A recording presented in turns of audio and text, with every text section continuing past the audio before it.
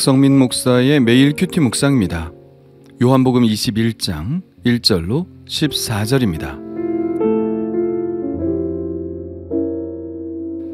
그 후에 예수께서 디베랴 호수에서 또 제자들에게 자기를 나타내셨으니 나타내신 일은 이러하니라.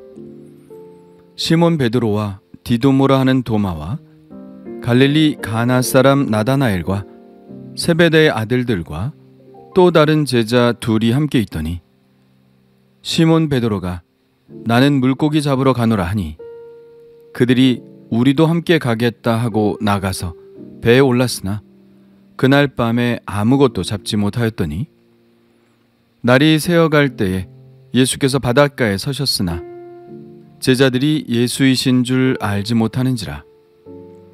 예수께서 이르시되 얘들아 너희에게 고기가 있느냐? 대답하되 없나이다. 이르시되 그물을 배 오른편에 던지라. 그리하면 잡으리라 하시니 이에 던졌더니 물고기가 많아 그물을 들 수 없더라. 예수께서 사랑하시는 그 제자가 베드로에게 이르되 주님이시라 하니 시몬 베드로가 벗고 있다가 주님이라 하는 말을 듣고 겉옷을 두른 후에 바다로 뛰어내리더라.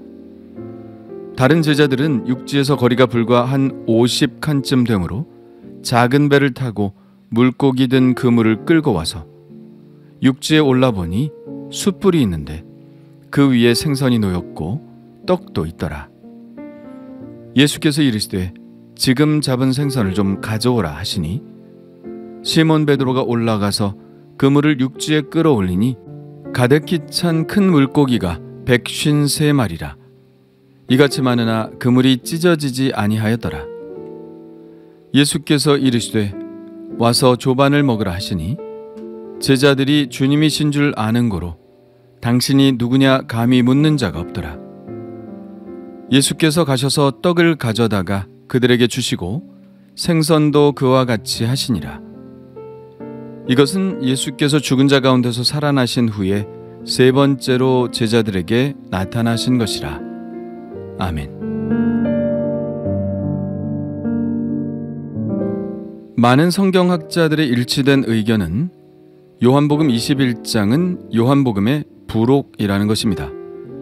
20장 30절과 31절은 분명한 종결 문장으로 되어 있고 이미 다른 복음서에서 가장 마지막에 언급되는 파송에 관한 부분이 20장에 이미 나와 있기 때문입니다. 그리고 21장 24절에 나오는 문장 이 일을 증언하고 이 일들을 기록한 제자가 이 사람이라 우리는 그의 증언이 참된 줄 아노라. 이렇게 기록된 이 문장은 요한이 아니라 요한의 제자가 썼을 법한 문장이기 때문입니다.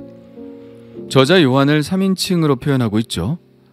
그래서 많은 학자들은 21장을 추후에 첨가된 요한복음의 부록으로 여기고 있습니다. 그러나 그렇다고 해서 오랜 세월이 흐른 후 첨가된 것은 아닙니다. 그랬다면 이 부분이 없는 사본이 어딘가에서 발견되었을 것입니다. 그러나 이 부분이 없는 사본은 발견되지 않았습니다.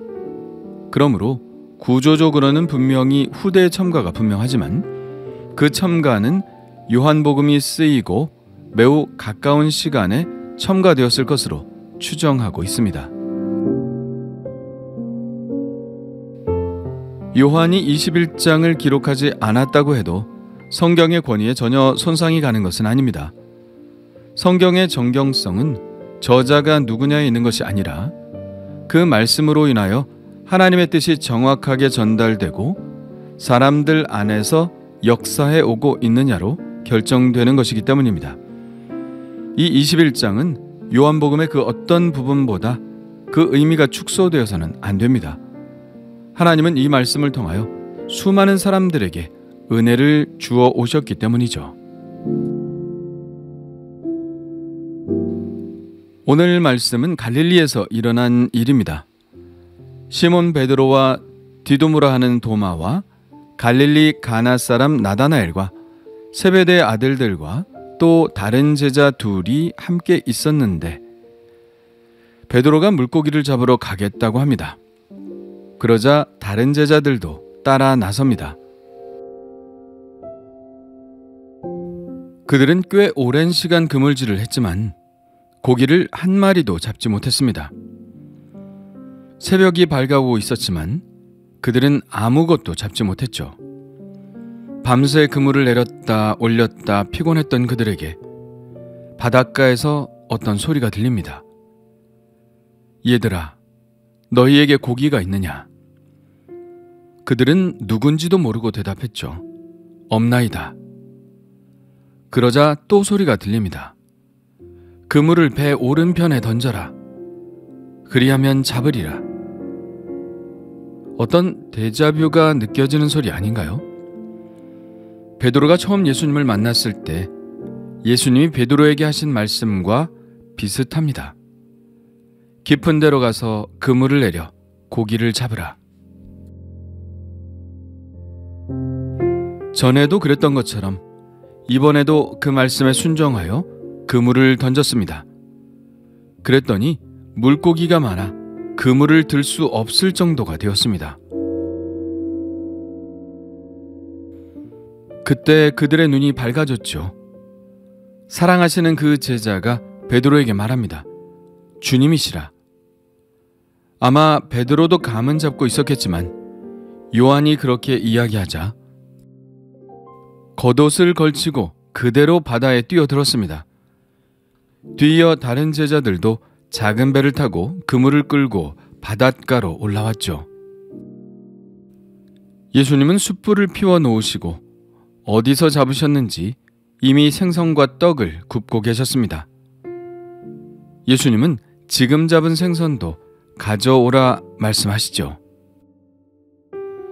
베드로가 가서 그물을 같이 끌어올리니 물고기의 수가 153마리나 되었는데 평소 이 정도의 물고기라면 그물이 찢어질 만도 한데 그물이 찢어지지 않았습니다.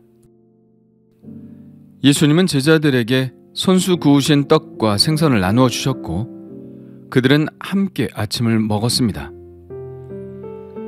이 이야기는 요한복음의 서술 방식을 그대로 따르고 있습니다.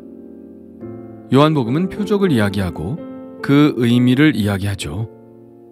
그렇다면 오늘 이 사건에도 어떤 의미를 심어 놓았겠죠? 지금 설명하는 의미는 개인적인 풀이가 아닙니다. 교회가 전통적으로 해석하고 있는 의미입니다.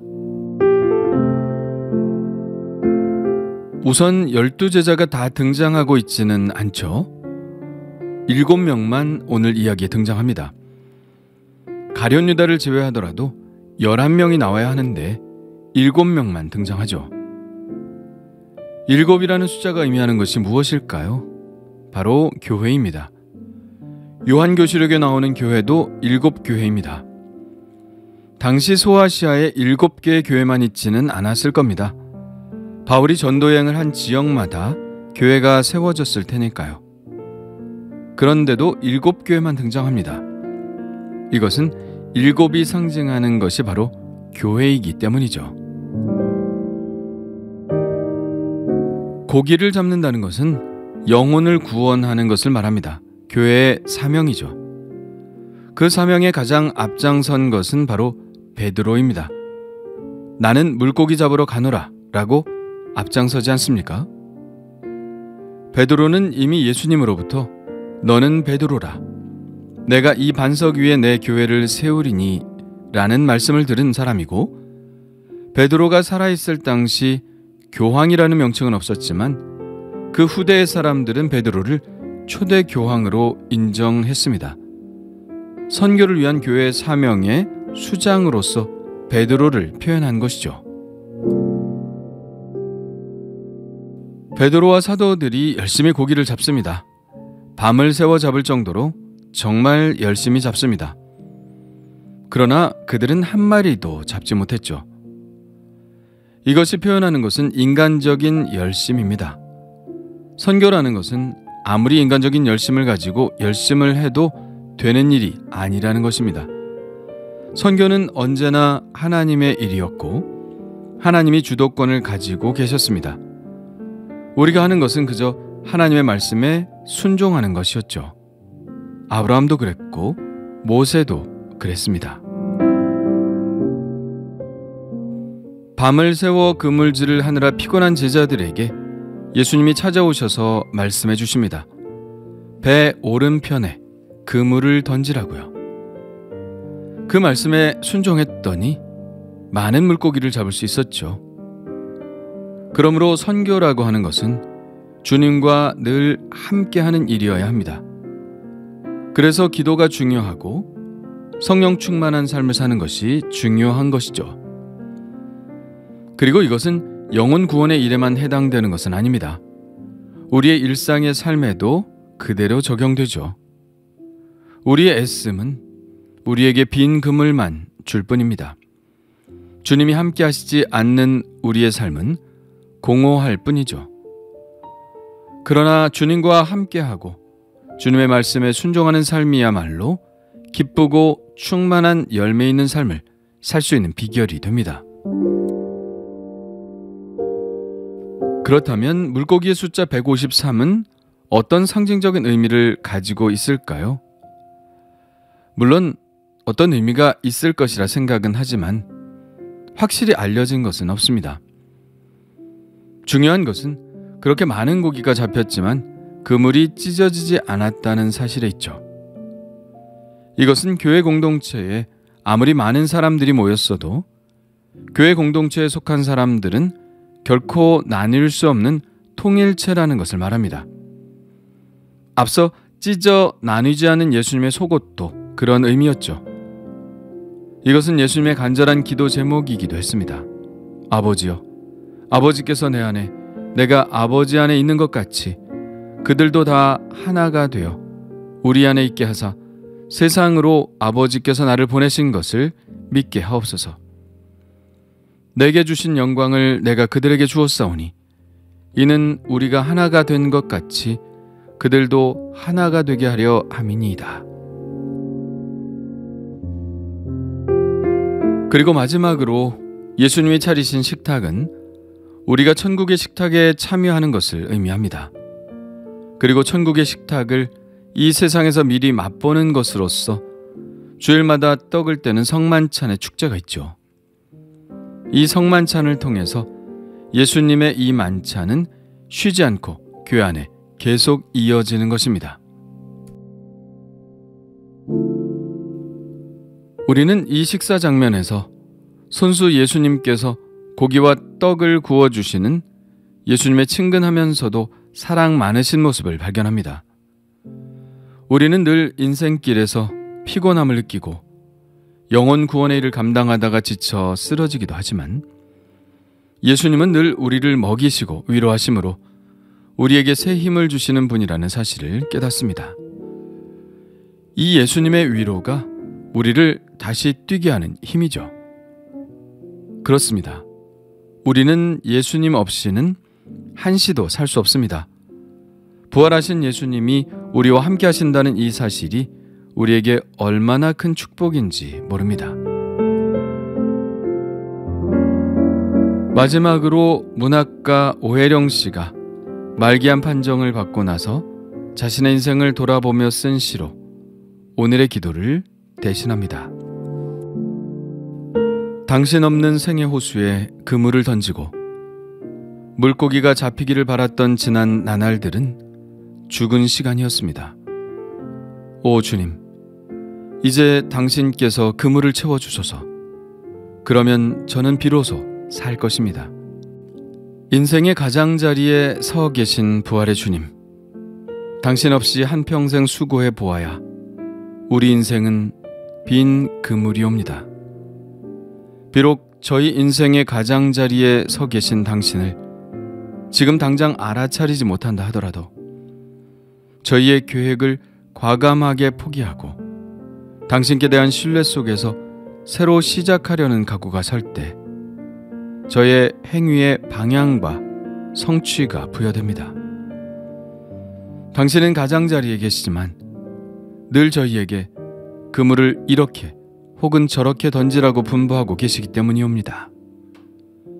날마다 호숫가에서 저희를 기다리시는 당신을 바라보게 하옵소서. 예수님의 이름으로 기도합니다. 아멘.